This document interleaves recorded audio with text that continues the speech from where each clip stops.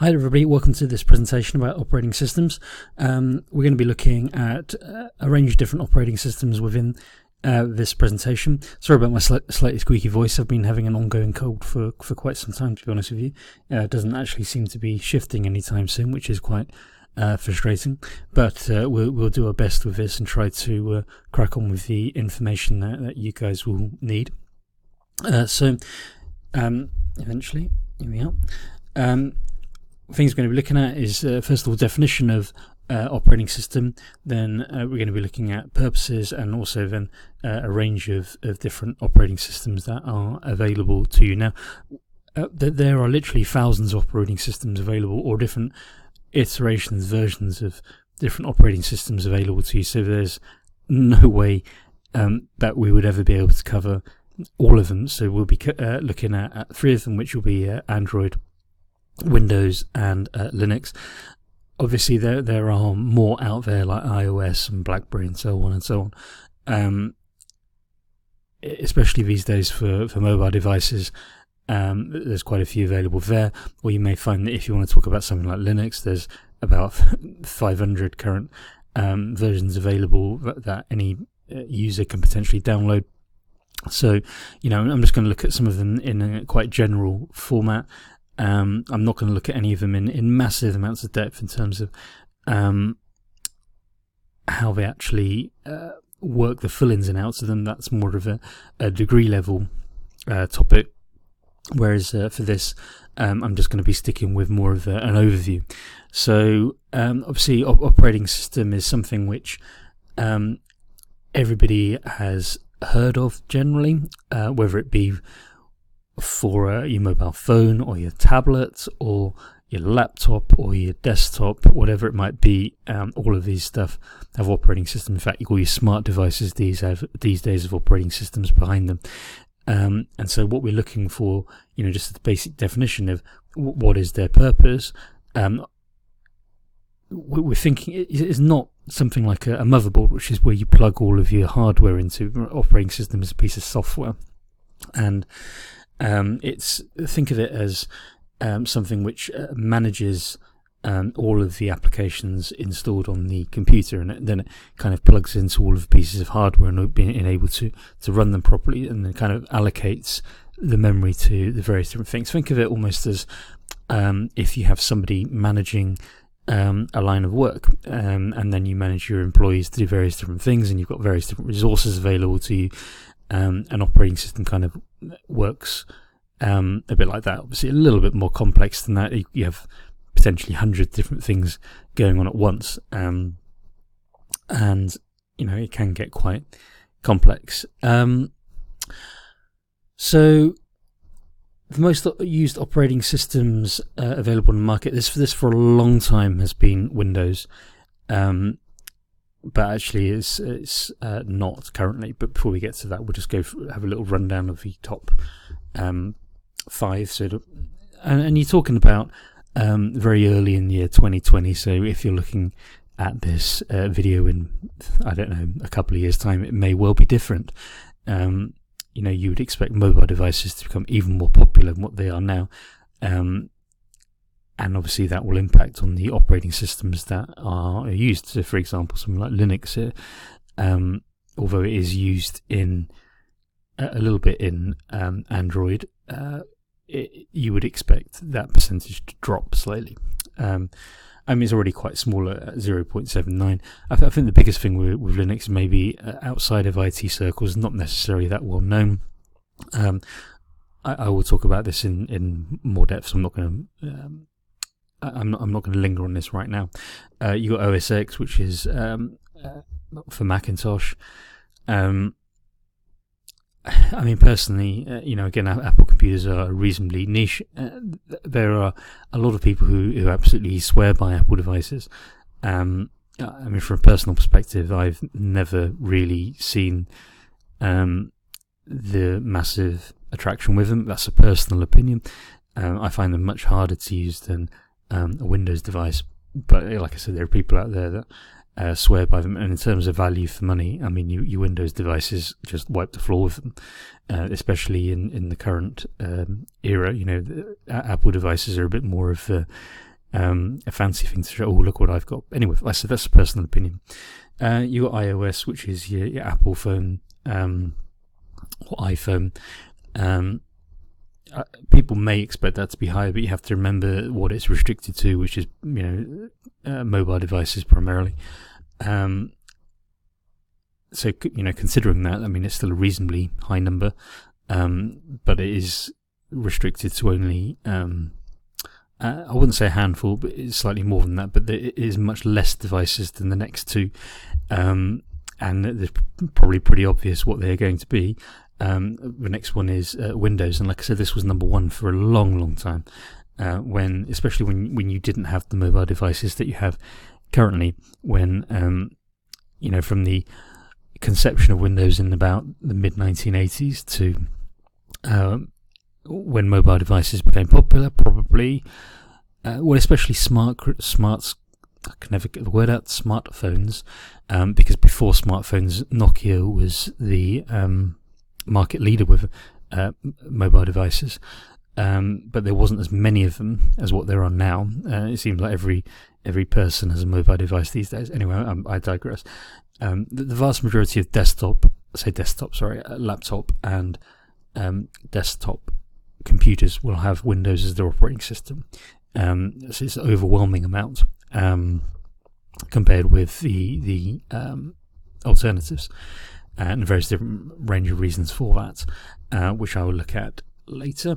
And that makes number one Android, with 37.89% of the market share across all different devices. Now, of course, there's a number of different reasons for this. There's going to be people shouting at the video going, well, Apple phones are much more popular than Android because they think that Android is just phones. But of course, Android drives more than phones. It'd be things like your smart devices. It'd be things like if you have something in your car, a lot of those are driven by Android. So it is quite a lot of more devices. That's not very good English. Quite a lot more devices that are used by Android than are used by comparative ones like your iOS. And also more of a range of, particularly the Chinese market. I say Chinese, it would be things like Japanese and so on, those type of phones. A lot of those will use Android operating systems, compared, whereas just the iOS is just used by iPhones. So just a little graph there kind of displaying that. You have unknown 3.39 minutes. It's too vague. Interesting that the graph has a bar for both unknown and other, that they would strike me as being the same thing. But anyway, this is what it is. So moving on to Android. So obviously Android, the most famous version of Android is for your smartphones such as your Pixel, that'd be Google, Sony Xperia, Samsung Galaxy, Huawei, is it Xiaomi? I can never say that. All of those will be Android, as opposed to your Apple phones. It's comparatively quite young Android, so you've got 2003, and the most stable version, OS 10. But obviously these things update reasonably frequently. In May 2017, so this is about 2.5 years old, so you can probably add a few million onto this by now. Google estimated it had 2 billion active users. I mean, the mind kind of boggles with that type of figure. It's an awful lot of people. And if you think that you're going to get more people adding to it all the time, then by now, like I said, you can probably add quite a few million onto it. So some of the features of Android, so it supports 2D, 3D graphics. It may sound like something, all phones do it these days, but actually when Android first came out, it wasn't the case.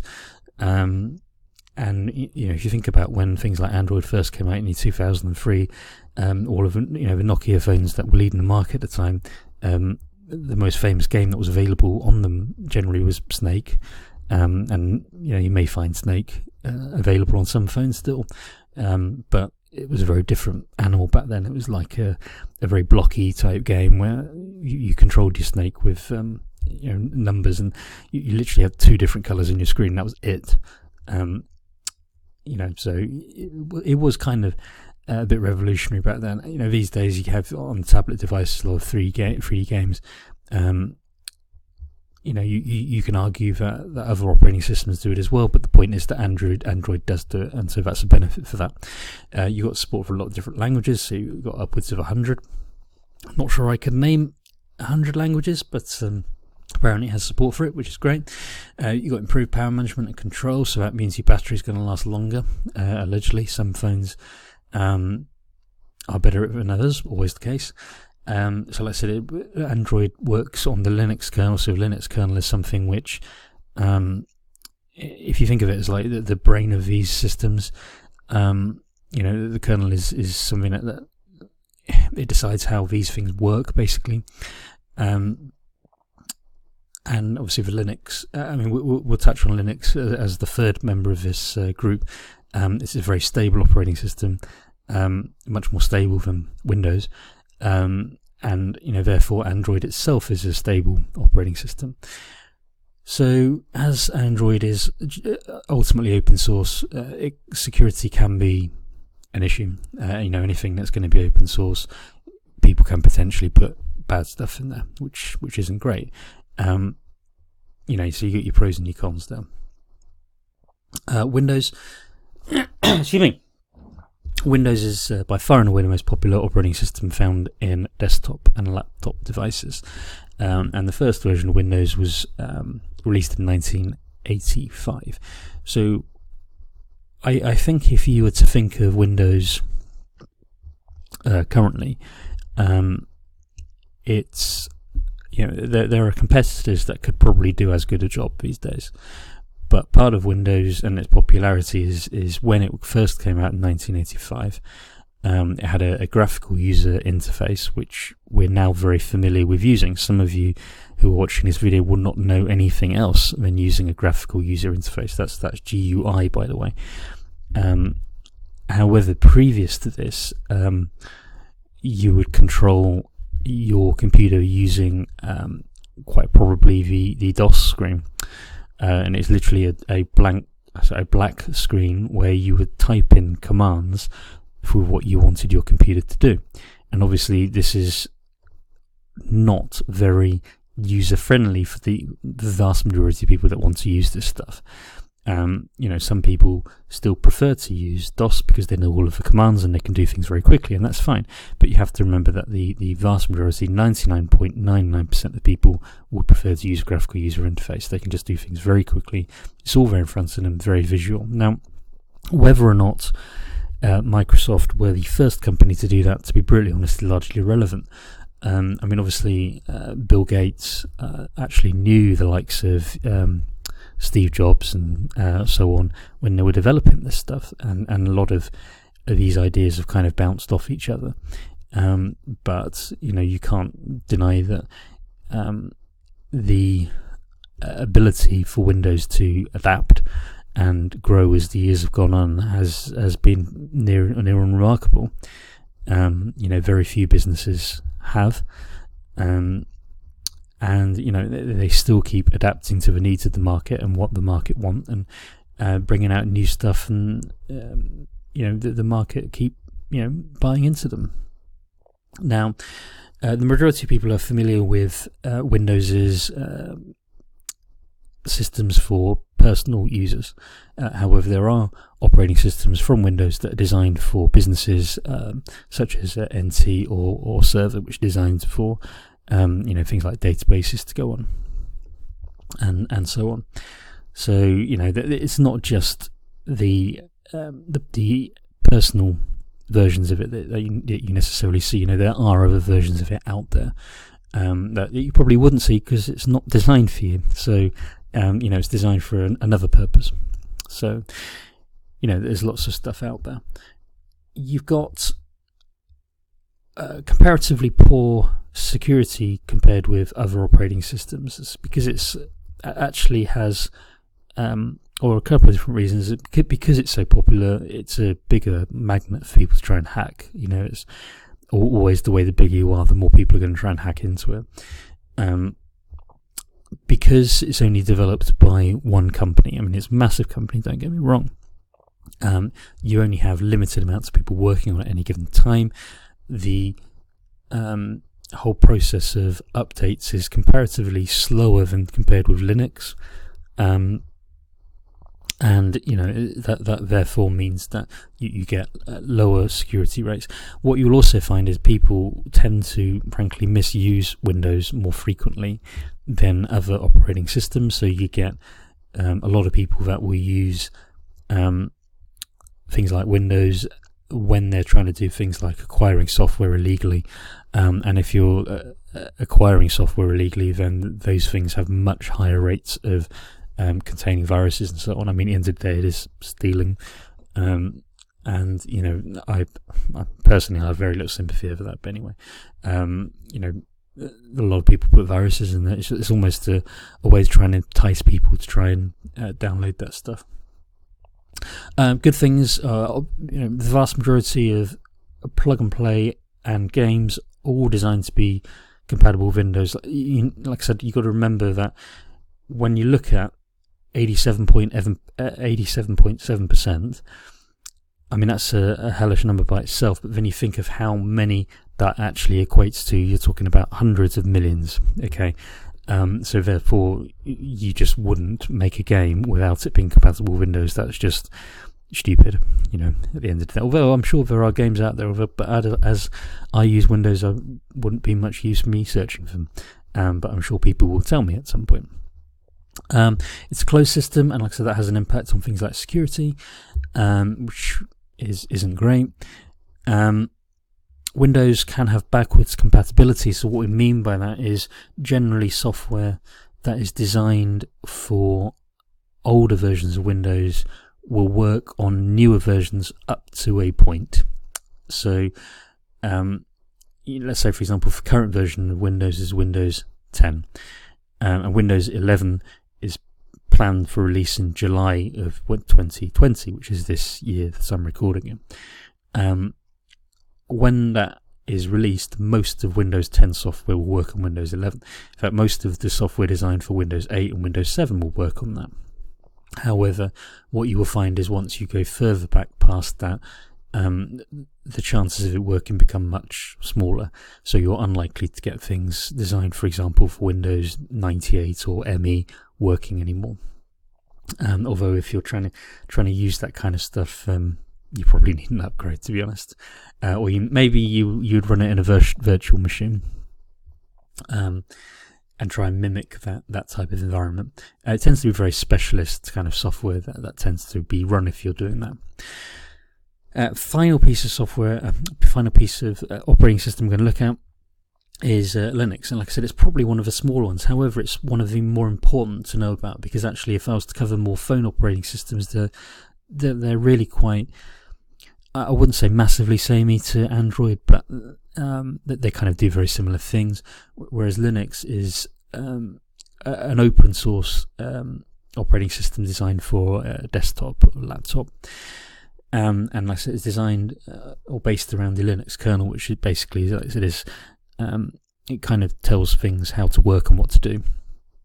And you don't necessarily need to know the ins and outs of that for a level 2 or 3 course. It is open source. That means anyone can edit it. Being open source, it means it's free, which is great. And being open source, it means that there are hundreds of distributions available. So what I mean by distributions, think of them as packages. Think of them as they contain all of the things that you need in order to have the operating system run, which can be the kernel, it can be a range of tools, libraries, it can be a Windows system. So your Windows system is a graphical user interface. It means that you're able to use it rather than, with a nicer interface rather than using the command prompt. But because it's all open source, you can really modify it for exactly what you need from it, which can make it quite complex. So you've got good and bad things there.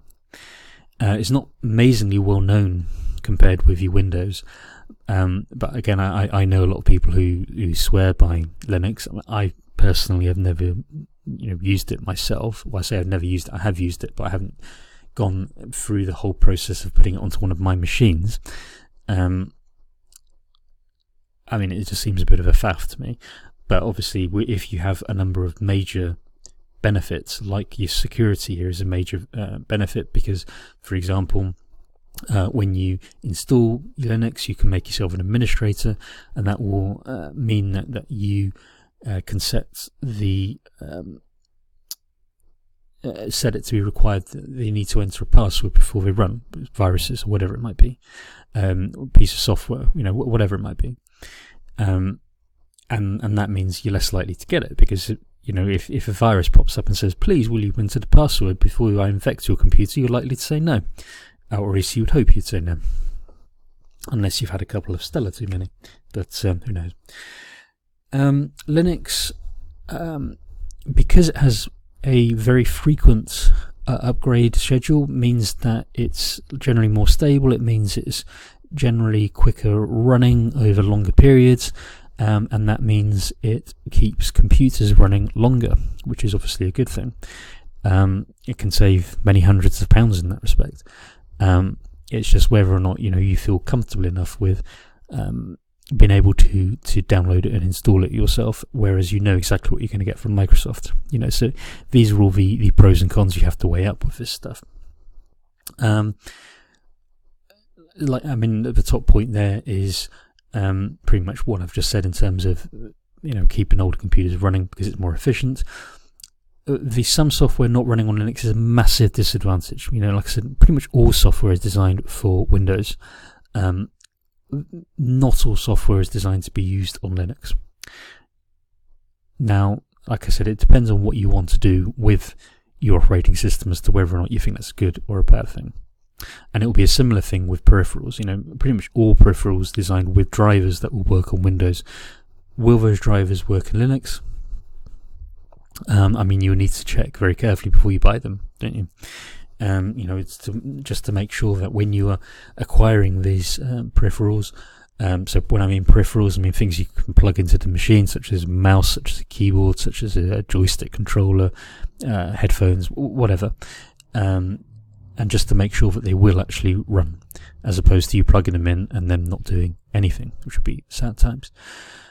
And obviously there is a higher learning curve, because people are very used to opening up a desktop, laptop, whatever it is, and it just having Windows there.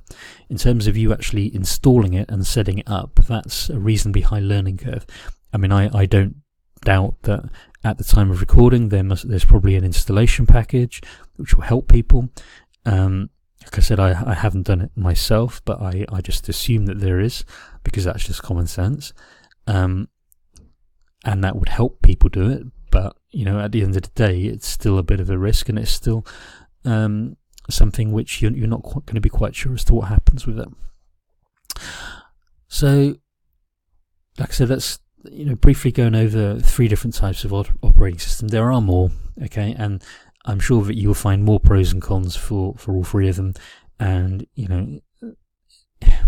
a lot of it is down to personal preference, as in a lot of IT. Now, I'm going to move on to the task that I want my students to do, that I've designed this particular video for. Obviously, if you don't come into that category, then you can ignore those, and thank you for watching. For the students who this is aimed at, I'd like you to create a video which describes these 3 operating systems. So you can use something like an Adobe Spark for that. And just make it kind of really nice, make it clear as to what you're trying to do. And you need to try and ensure that you're comparing these operating systems throughout your Word document. I think I've mixed that. I think I'm making myself up through this, but anyway, video that will be. Make sure you're comparing the operating system. You'll notice that I've done it throughout the course of this video, which is kind of giving you some hints. But hopefully you'll come to your own conclusions about some of this stuff, or maybe do your own research and find your own information about this stuff, because there is tons of stuff out there. But it's not a massively difficult thing. There's lots of stuff about operating systems. You don't have to stick to the ones that I have mentioned here. If you want to try and find out about different operating systems, you're welcome to do that. But you need to make sure that you cover it in sufficient detail to meet these criteria. But if you're all still here, thank you for watching. You may need a coffee after that, and that's fine. But I hope it has been useful to you, and I will see you all soon.